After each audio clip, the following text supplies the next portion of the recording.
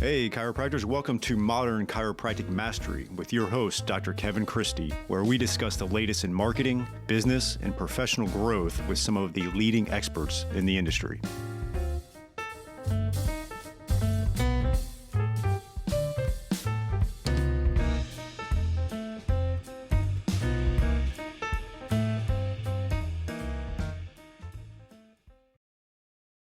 Before we get to the episode, I want to tell you about my friend and colleague, Dr. Holly Tucker of ChiroNumbers.com.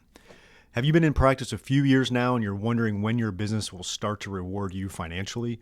Are you so overwhelmed with the day-to-day business management that it is hard to see your success? Or are you trying to expand your team and worried about the impact to the bottom line? Dr. Holly is a certified profit-first professional and a chiropractor herself, who has managed multiple practices over the past 10 years and consults specifically on implementing the cash flow system of Profit First for chiropractors. Simplify the way you look at stats, metrics, and your own compensation through this methodology by working with someone with unique experience in your business model. Visit bit.ly/chironumbers to get your guide and video training. Download the first 2 chapters of Profit First and subscribe to her weekly 5-minute Friday series on profitability. Start to feel less overwhelmed, avoid burnout, and clean up your finances so you can focus on patient care. Again, that's bit.ly/chironumbers for access to Dr. Holly's resources. I hope you enjoy this week's podcast. All right, docs, let's jump into this week's episode. This is going to be a solo show, and I'm going to dive into, the potential of this whole recession thing coming on, or the current inflation. They throw around the word stagflation, whatever the heck that means. But, before we do dive into that, I am not a financial expert, not licensed in anything. Just going to give you my personal take in what I've gone through over the years. And, I think there's going to be some challenging times ahead, and that's okay. That happens. It's going to happen for quite a while. As long as you're practicing for 30, 40 years, there's going to be things that happen. I recently had just interviewed a doc that, just finished up his 40th year, right? And so he has seen some things, and the longer you practice, or if you do this for many years, there's going to be times it's challenging. I mean, we saw it a couple years ago, right? And so I want to just dive into some of the thought processes I have going into this, and we'll go from there. One of the things I wanted to kind of go back, I know I've mentioned it on the podcast before, but you can never assume the person that's listening to this episode listened to the one I may have mentioned it on 3 years ago, right? So that curse of knowledge, I can't assume everybody that's listening has heard, what I did back in 2008 when shit hit the fan pretty bad, right? And so I'd like to just start with that because, I know a lot of young chiropractors out there are stressed out right now. We're not in a recession currently, as this is recorded in May of 2022, but there's no doubt pretty severe inflation and cost of rent, cost of housing. Your student loans are high. If you're trying to rent or build out an office space, construction is ridiculous. So there's a lot of frustrating things, and you may be in your late 20s and it's a tough, let's call it even mid to late 20s or even early 30s, and it could be a tough uphill battle that you're concerned about. And I look back, 2008, I was 28 years old. I had just started a practice, not the one I'm in currently. I had gone into a partnership down in Fort Lauderdale, Florida area, and that was in the summer of 2007. And we were cash-based practice inside of a gym. We weren't cheap either, and so I was building a practice, really hustling pretty hard, and then all of a sudden, obviously the bottom fell out of literally everything, and I had to adjust accordingly. The good news for me at the time, and for a lot of people in their late 20s, is one, I didn't have a lot of responsibilities financially. You know, I wasn't married, didn't have kids, I didn't have a house, because at that time the housing market was what tanked. I always joke around, I was so broke it didn't matter that I was still going to be broke.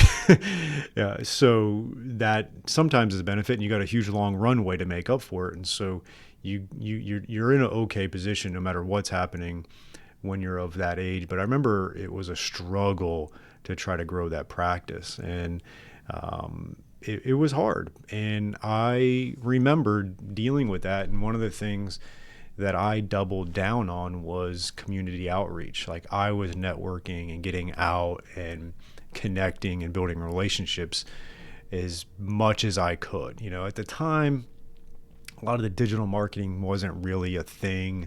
I remember we had a website. It was kind of clunky and old, you know, just crappy. It wasn't generating all these Google leads and stuff. And so for me, I knew what was probably going to move the needle was getting out there as much as possible. And it was a slog, you know, it definitely wasn't easy, but we maintained, we paid our bills. I was getting paid.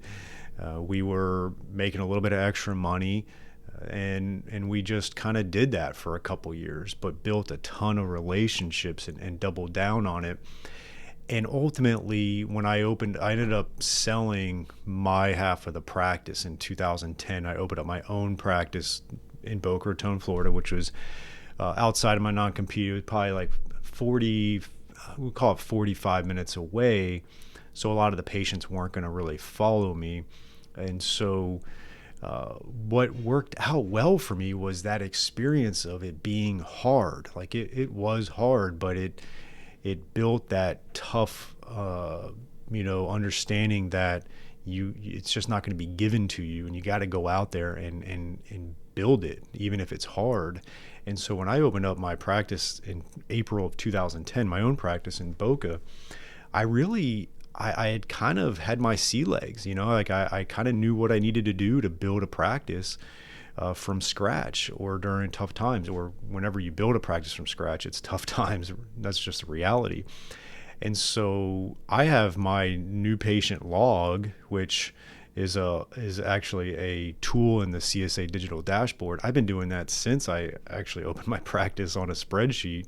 It's now a nice fancy online digital tool, but I have it still to this day. And I went back, I remember, I think a year or so ago, with my two other docs, and I was like, looked, and I showed them May of 2010. I had 23 new patients in my second month of opening up my own practice, and it was because I had about a 4-month runway of when I knew I was going to open my practice in Boca Raton, and before I did. So I knew it was like December of 2009 I was going to do it.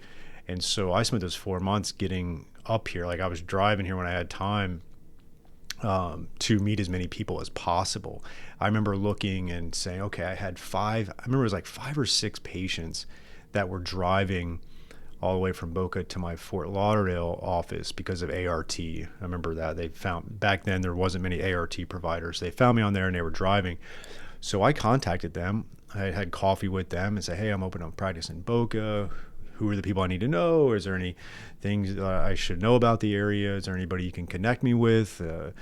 Things like that. And lo and behold, they did. And so I kind of built my network from those 5 or 6 patients that were coming to see me all the way in Fort Lauderdale. And so I felt like, looking back on it, the really challenging times in 2008, 2009, built a skill set for me that carried me into 2010 to build my practice, right? And so that was great. And that's kind of the first thing I wanted to touch on was, it built a skill of relationship building, because I knew I had to do it. I was forced to do it. And so you'll sometimes realize during these challenging times, you'll develop a skill that'll carry you down the road for many years, right? So that's number one. All right, docs, here is a new opportunity for you from Darcy Sullivan of Propel. She is our SEO specialist in helping out many chiropractors with their search engine optimization and making sure Google is finding you and getting you new patients. It's amazing how many new patients chiropractors can get and are getting when they do the SEO right and a few other things. And Darcy is offering a free SEO workshop just for chiropractors, and you can sign up for that at bit.ly/propelmcm. That is bit.ly/propelmcm, modern chiropractic marketing, right? And so check out that link, and we're going to have you go over 5 SEO secrets to owning the first page of Google without buying ads. And Darcy's going to give that free workshop, 1 hour, to really help grow your practice and start churning new patients from the ever mighty Google, which is still king in the online marketing. So check that out at bit.ly/propelmcm for the 1 hour free workshop. Hey doc, are you moving office spaces, or you're a startup with your own new space, or you're like me where you need renovations because it's starting to look a little worn after about 10 years like ours is? Crossfield's Chiropractic Office Design is here to elevate you wherever you're at, and they're going to help maximize your space and flow. They're going to really help attract and retain patients, and this is going to have a great ROI on your investment when you increase that patient experience. So check out Chiropractic Office Designs by Crossfields, and we have a special link for modern chiropractic marketing listeners, and that is www.chiropracticofficedesign.com/Kevin-Christie. And with that, you're going to have discounts. We're going to have direct links to a mega bundle of free resources, and you can check them out, and you can get 15 of our most popular floor plans, 5-phase checklist for a startup office, 5-point designer checklist to evaluate your current office image. And there's 30% off on all online products when you go to www.chiropracticofficedesign.com/Kevin-Christie. Number 2 was, I grew my practice in a few years just renting space from an orthopedic office. That's how I started in Boca Raton. I was renting from an ortho, which honestly, I know a lot of you are renting from gyms, and I rented from a gym, and that's fine. But I think a lot of you need to start, if you're going to rent from somebody, try to find a MD that's got a room. The difference of credibility that I got from going from renting a room in a gym to renting a room in a really nice orthopedic office was substantial. It was a very nice office. It gave credibility, like, oh, you're inside of an orthopedic office. I had a good collaboration with the orthopedist. They referred me patients. So that's a little bit of a sidebar, but look into those opportunities if you're looking to rent space. Gym is fine, nothing against that, but also open up to primary cares, orthos, neuros, whatever. They typically have nice offices and are equipped well to even have potentially front desk space, to have your own front desk person, which I was able to do, right? So back to what the second good thing that came from 08, 09 was, by time 2013 rolled around, we had grown pretty well, and I needed to find an out of the orthopedic office because I was growing too much, and we ended up getting a second room in there, which we were paying quite a bit of money in rent, but I knew there was going to be and I always had a year-to-year lease, and I just knew there could be a time where the orthopedist is like, look, you're getting a little bit too busy and it's impacting our business and blah, blah, blah. So I really needed some stability. And so I was able to find in the same building a suite that was for sale. And frankly, it was pretty affordable. It wasn't cheap, but the commercial real estate still hadn't fully recovered in 2013. And so buying this was definitely feasible. And the crazy part about it now is, like, business and personal finances are a lot better right now in 2022 for me than they were in 2013. But I don't think I could afford to buy my current commercial real estate at the price that it is. But back then I could, because it was still pretty depressed in a sense. And so that was a second benefit that came from that struggle, right?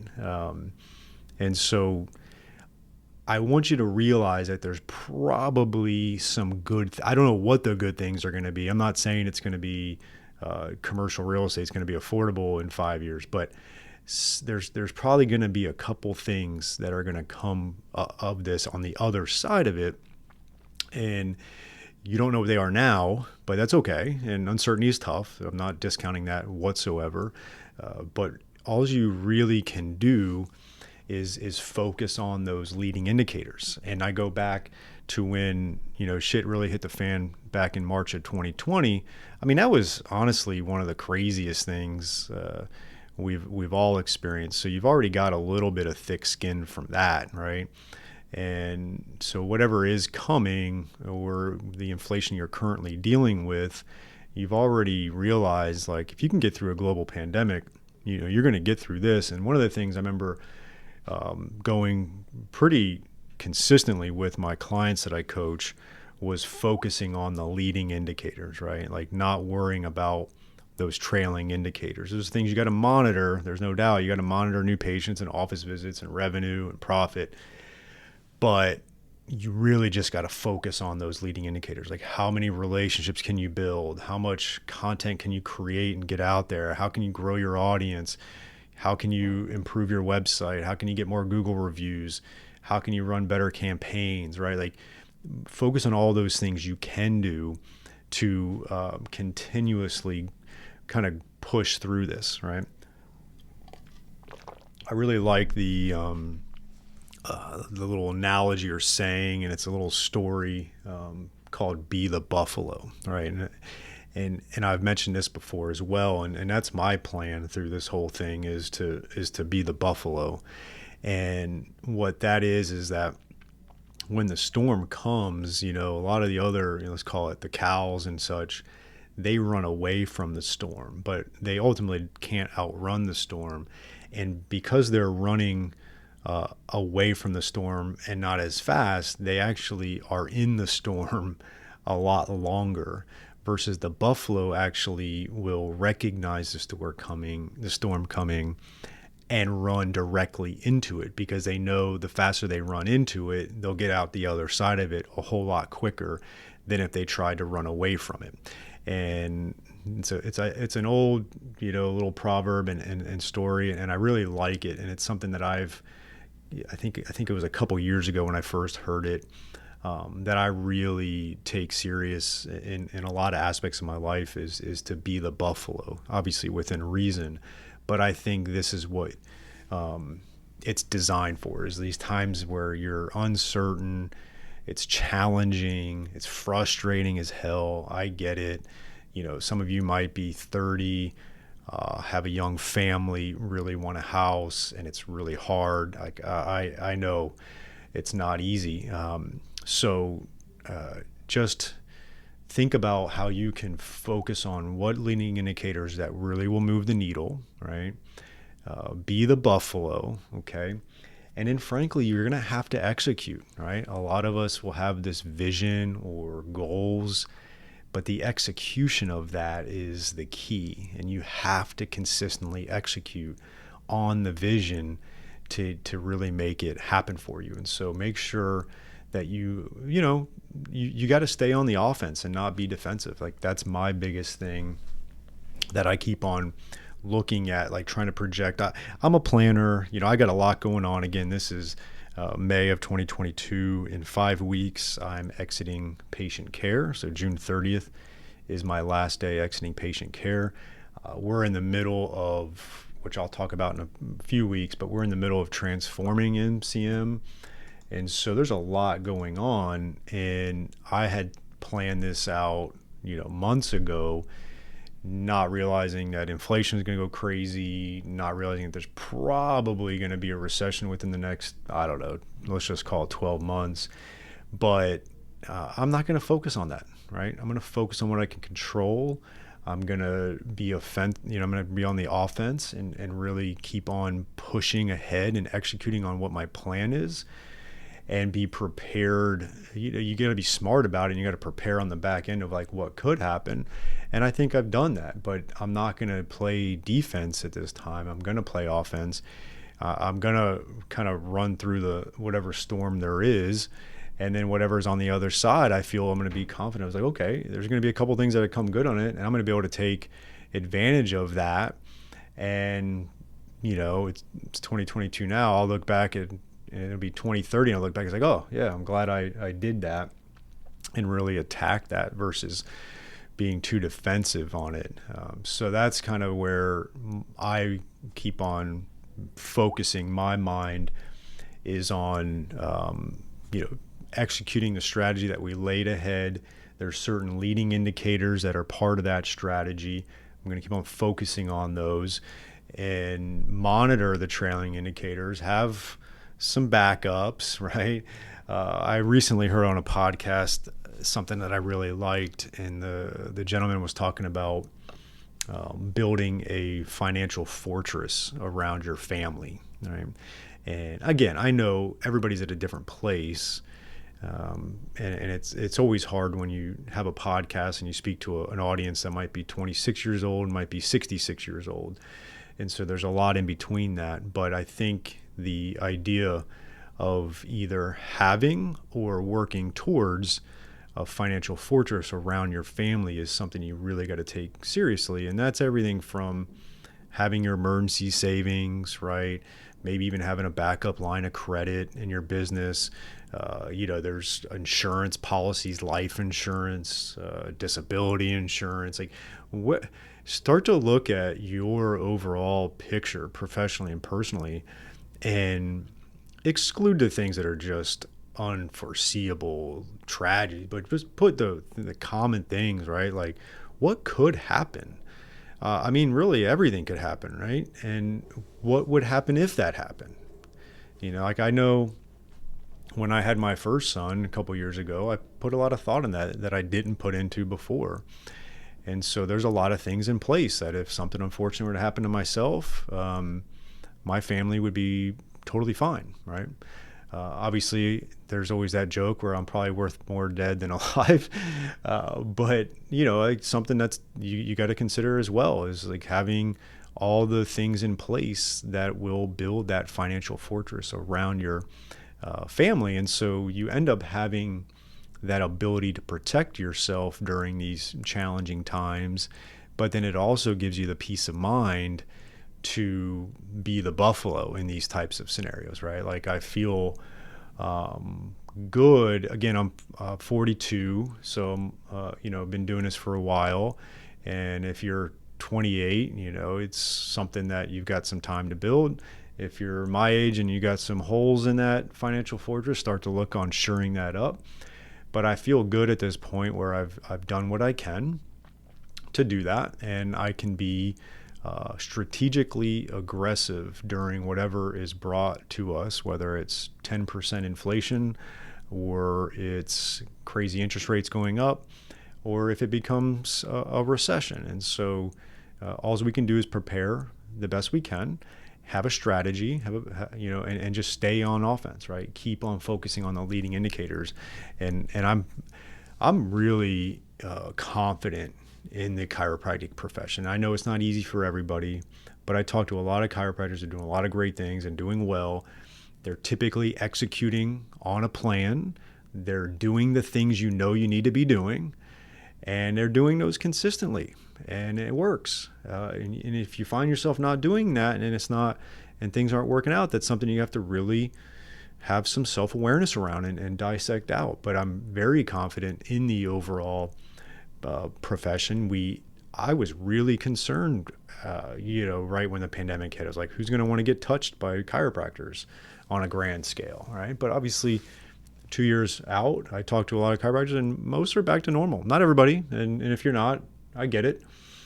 Certain towns and cities and states and countries are different than others, but overwhelmingly, I talked to a lot of chiropractors, and a lot of them are doing very good. They're back at it, right? And so there's no reason why we can't maintain that even through difficult times, okay? And so I just, some of the take-homes, I want you to focus on the leading indicators. I want you to understand that there's going to be, no matter how tough times are, there's always a couple things positive that come out on the other side of it. Run into the storm, not away from it. So be the buffalo, and try to focus on the offense and protect the flanks there and have that financial fortress and start working towards that. Okay. So that is my take on things. I'm here if you need me. You could always reach out if you got questions. And so we'll be working with our clients as we go along through this and making sure that we navigate the stormy waters if there are. Hopefully there's not. And we'll just be prepared for it. The worst case is if you do all these things we talked about and times become great, then that's fine. That's even better. So hope this was helpful. Hope you got some insights from it. Again, I'm not a financial expert by any means, but I've been through a couple things. I know a lot of the audience has as well. And just keep on working hard, doing the right things, and execute. That is it for this week's episode, but before you leave, check us out at www.modernchiropracticmarketing.com for all kinds of free resources such as blogs and the podcast episodes. We've got online courses. You can check out the Chiropractic Success Academy there, which is an amazing online coaching system for you at a very affordable monthly rate. There's a free online course on the modernchiropracticmarketing.com website, so check that out. If you're interested in some one-on-one coaching, we can do that as well. We have all kinds of resources for you there, and we would also truly appreciate if you could rate and review this podcast if you're getting valuable information out of it. I can't thank you enough, and we'll see you next week.